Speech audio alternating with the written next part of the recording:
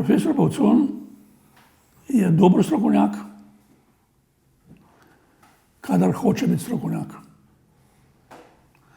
Kadar pa stroka ne paše, takrat je pa on revolucionar.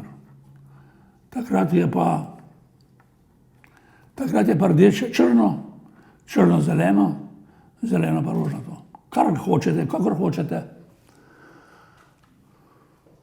In nažalost so mnogi pravniki njegovi učenci.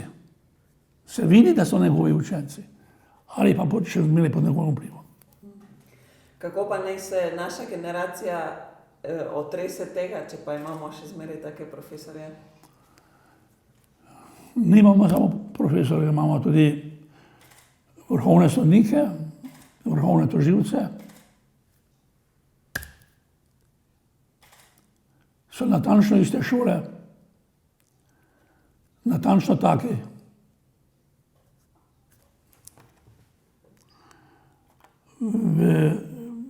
Kakšen mesec, ne kakšno leto nazaj, nekaj mesecev nazaj, sem videl eno izjavo vrhovnega tožilstva v neki zadevi, ker je še tekoča, ne bom imenoval.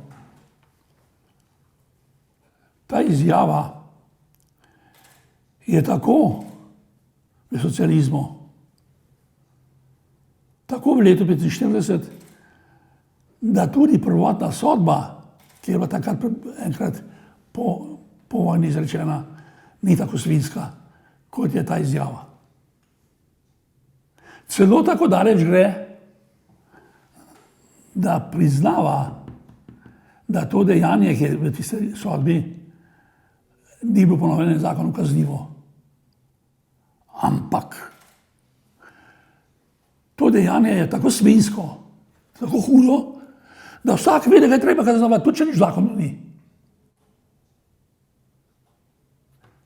Sodišče lansko leto, mislim, da je bilo decembra, je to zapisalo.